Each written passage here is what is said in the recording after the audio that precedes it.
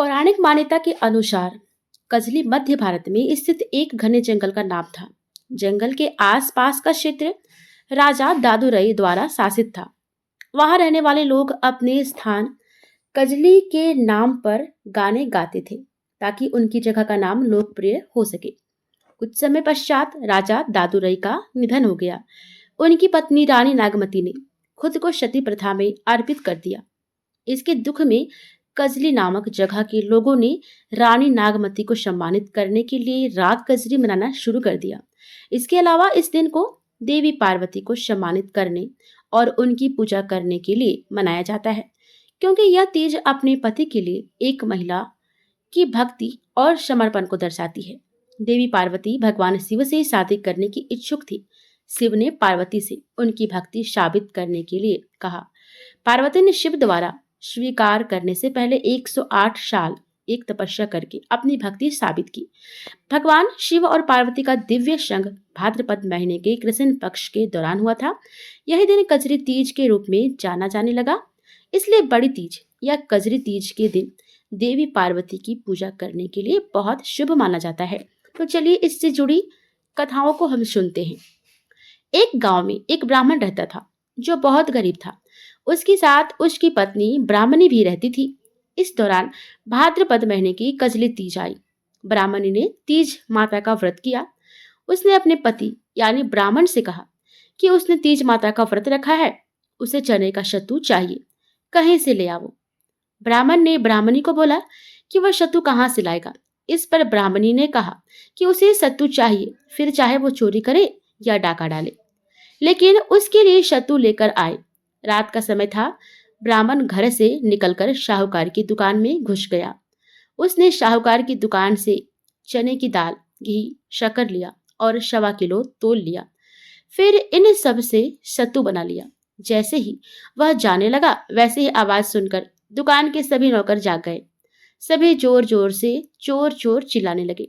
इतने में ही साहूकार आया और ब्राह्मण को पकड़ लिया। ब्राह्मण ने कहा कि वह चोर नहीं है, वह एक गरीब ब्राह्मण है। उसकी पत्नी ने तीज माता का व्रत किया है, इसलिए सिर्फ यह 1.25 किलो का सत्तू बनाकर ले जाने आया था। जब साहूकार ने ब्राह्मण की तलाशी ली तो उसके पास से सत्तू के अलावा और कुछ नहीं मिला। उधर चांद निकल गया था और ब्राह्मणी सत्तू का इंतजार कर रही थी। साहूकार ने ब्राह्मण से कहा कि आज से वह उसकी पत्नी को अपनी धर्म बहन मानेगा। उसने ब्राह्मण को सत्तू, गहने, रुपए, मेहंदी, लक्षा और बहुत सारा धन देकर दुकान से विदा कर दिया। फिर सबने मिलकर कजली माता की पूजा की। जिस तरह से ब्राह्मण के दिन सुखमय हो गए, ठीक वैसे ही कजली माता की कृपा सब पर बनी रहे। एक दूसरी कथा है। एक सास और बहू थी। बहू के कोई संतान नहीं थी। एक दिन सास और बहू अपनी पड़ोसन के घर गई। तब उन्होंने देखा कि पड़ोसन के घर निमड़ी माता की पूजा हो रही है। तब सास ने अपनी पड़ोसन से पूछा कि निमड़ी माता की पूजा करने से क्या होता है। पड़ोसन ने कहा कि निमड़ी माता की पूजा और व्रत के दिन निमड़ी माता की कहानी सुनने से मनुष्य की सभी इच्छाएं पूरी होती है। तब सास ने कहा कि यदि मेरी बहू गर्भवती हो जाएगी तो मैं निमड़ी माता को 1.25 सिर का पिंड चढ़ाऊंगी और भादोड़ी तीज का व्रत रखूंगी। कुछ दिनों के बाद बहू गर्भवती हो गई। तब उसके सास ने कहा कि यदि मेरी बहू के लड़का हो जाए तो मैं 5.25 सेर का पिंडा चढ़ाऊंगी। तब उसकी बहू ने एक सुंदर बालक को जन्म दिया।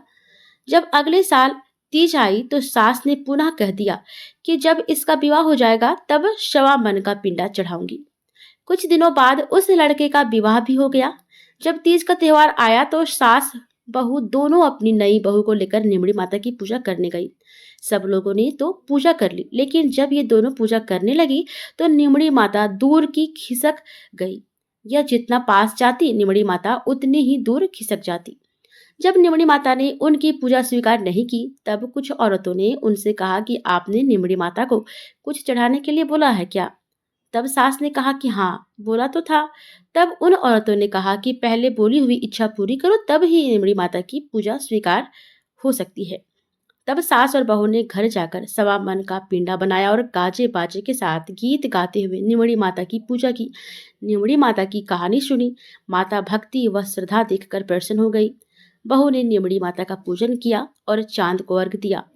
निमड़ी माता जैसे बहू को पुत्र दिया और कृपा की, वैसे कृपा सभी पर करना। निमड़ी माता की कहानी कहने वाले को, सुनने वाले को, निमड़ी माता की कहानी जो भी सुन रहे हैं उन सब को और पूरे परिवार को सुखों से भर देना। प्रेम से बोलिए निमड़ी माता की जय।